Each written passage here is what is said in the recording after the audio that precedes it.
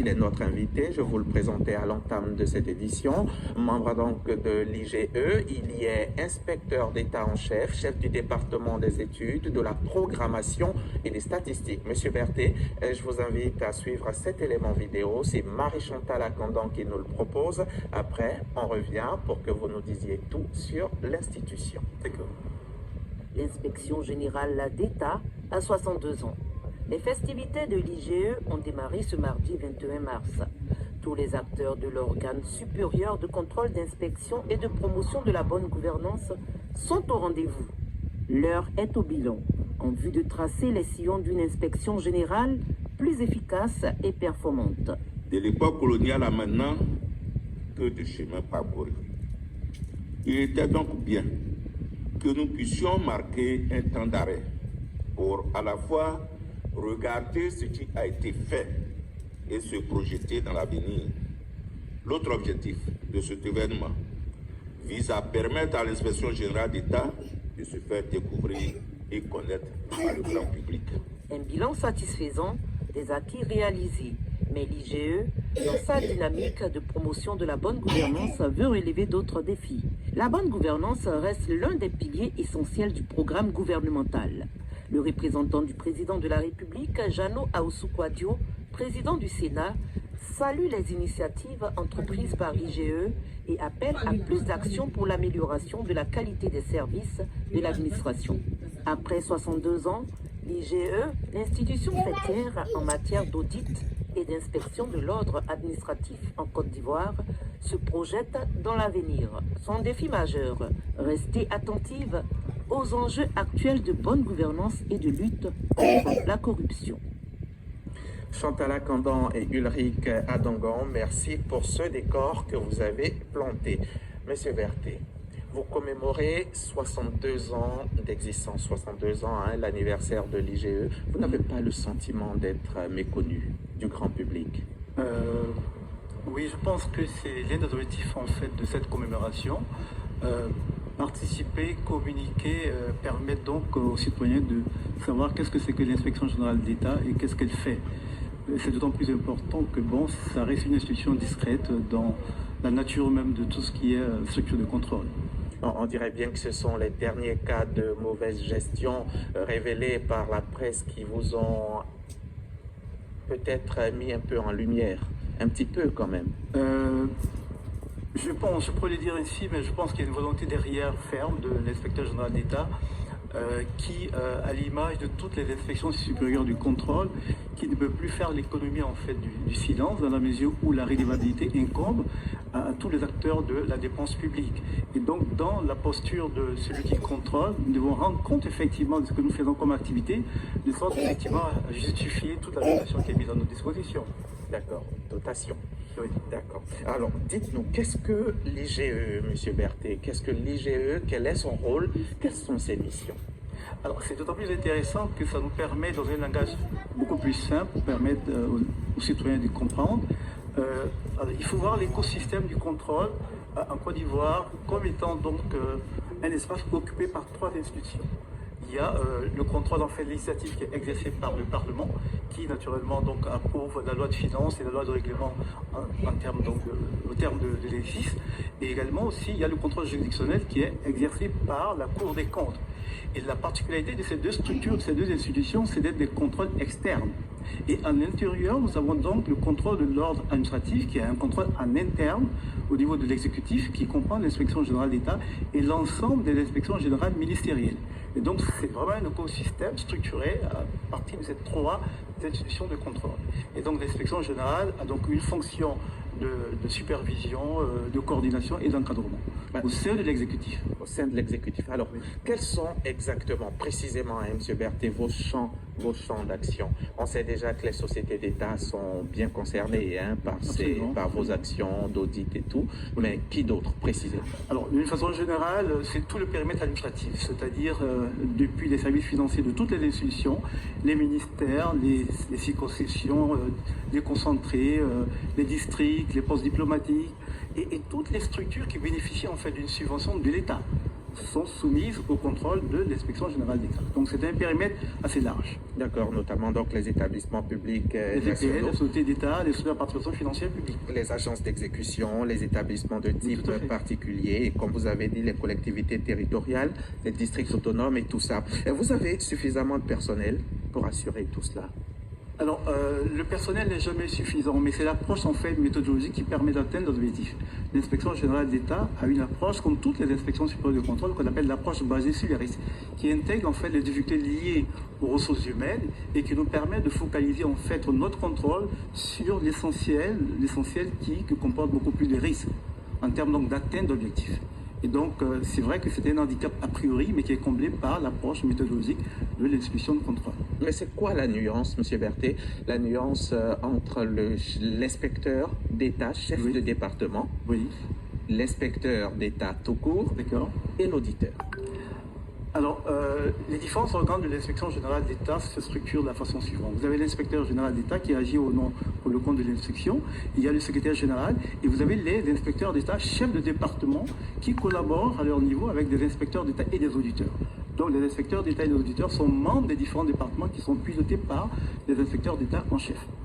Et 13 inspecteurs d'État viennent de prêter serment. Il faut Oui. dire que c'est juste une régularisation, hein, parce que beaucoup d'entre vous travaillent déjà là depuis plus d'une dizaine d'années, tout comme vous. Oui, mais c'est conformément au décret. Le décret il est récent, le décret stipule clairement Il que n'est pas aussi récent que ça, 2019. Oui, enfin je vais dire toute la procédure se met en place progressivement et donc il était question en fait qu'on prête serment pour régulariser en fait cette situation. D'accord. Plus tard que jamais.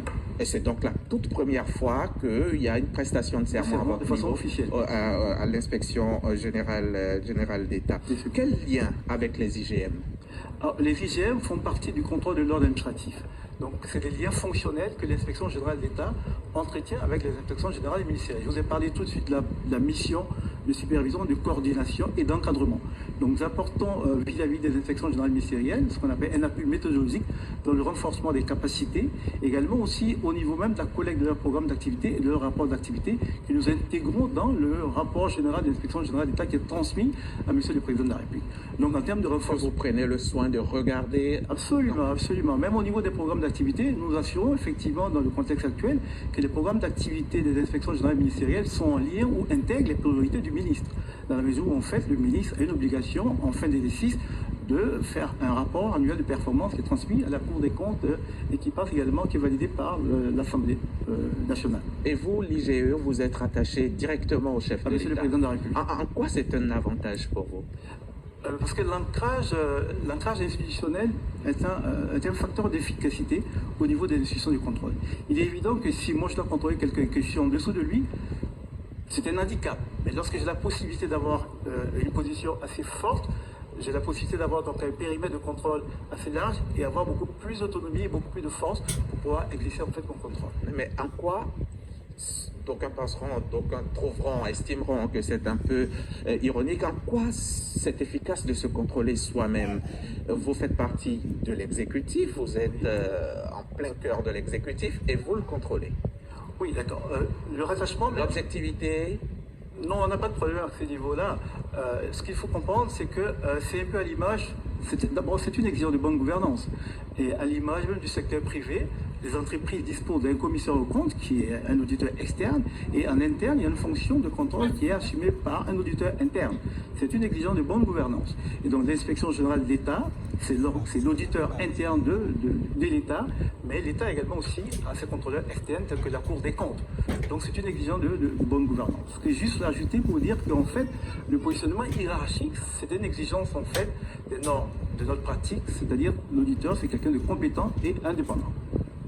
Venons-en à cet événement qui a été largement médiatisé, la célébration de vos 62 ans, M. Berthet. Pourquoi un anniversaire avec autant de tambours et de trompettes? Alors, c'est vrai que, bon, au niveau de la Côte d'Ivoire, on dirait 62 ans, ça se fait, mais ce n'était pas dans cet esprit.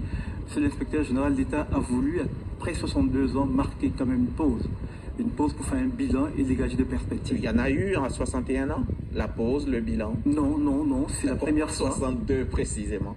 Alors, parce qu'avec la conjoncture sanitaire, ça n'a pas permis effectivement en 2021 de faire les 60 ans, ce qui serait beaucoup plus, en termes de communication, peut-être beaucoup plus parlant. Mais nous avons attendu 62 ans pour ces contraintes-là. Mais l'objectif, comme j'ai dit, pour monsieur l'inspecteur général d'État, c'était donc de marquer une pause, faire un bilan et dégager les perspectives. Et surtout qu'effectivement, il y a un nouveau contexte qui était mis en place. Et vous êtes satisfait de votre bilan? Oui, lorsque vous regardez les panels qui ont été initiés sur l'instruction de monsieur l'inspecteur général d'État, c'est des panels en fait qui participent en fait à l'amélioration de la performance de l'institution, qui portaient sur les relations que l'inspection générale d'État doit entretenir avec les autres acteurs du contrôle, qui participent également aussi à l'atteinte des mêmes objectifs que nous. Il y avait également aussi la collaboration, la synergie qu'il fallait donc entretenir avec les IGM, les autres acteurs du contrôle de l'ordre administratif pour plus d'efficacité. Et donc vu sous cet angle-là, je pense qu'on avait droit vraiment à un dîner de clôture comme il a vraiment souhaité. Donc tout va bien.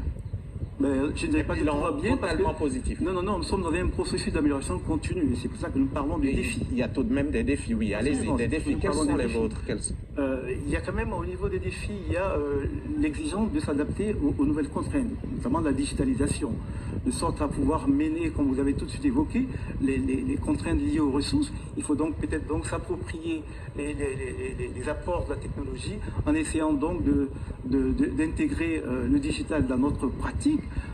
Même au niveau de la planification de nos missions, de l'exécution, comme au niveau du rapportage, digitaliser tout ça, ça nous permet de combler le déficit humain. Et également aussi l'autre défi, c'est la satisfaction en fait des bénéficiaires des services de l'inspection générale d'État. C'est une exigence pour nous parce qu'effectivement, l'inspecteur général d'État a décidé qu'au terme de l'ASI 2023, que nous serons certifiés à la norme ISO 9001 version 2015. Et tout ça, ce sont des défis qui montrent qu'effectivement, nous sommes dans un processus d'amélioration continue. Si je vous demandais, Monsieur Berthet, quel est le fait le plus marquant de ces 62 ans, vous diriez quoi? Alors, incontestablement, je dirais le changement de paradigme. Parce que l'inspection générale, l'inspection inquisition fait place désormais en fait à l'audit. Et l'audit, c'est du conseil. Et donc, c'est le nouveau métier que nous embrassons. C'est le nouveau métier en fait qui rend l'inspection générale d'État indispensable à la promotion de la bonne gouvernance. Dans la mesure où, en fait, tous les acteurs, comme j'ai dit, la réalité incombe à tout le monde. Le ministre, vis-à-vis du président de la République, signe un contrat de performance et les responsables du programme ont un contrat de performance avec monsieur le ministre. Les responsables des unités opérationnelles ont un contrat de performance avec les responsables de programme. Donc, à la chaîne, il y a une redevabilité. Et donc, dans ce cas de figure, l'inspection est certes utile, mais l'audit en tant que conseil qui permet effectivement de maîtriser les risques permettra aux acteurs de réaliser leurs objectifs. Vous saluez donc l'avènement de l'audit. En fait. Et parlons à présent du mode de saisine. Qui peut vous saisir? Tout le monde peut nous saisir, mais déjà l'inspection générale d'État est instruite par monsieur le président de la République.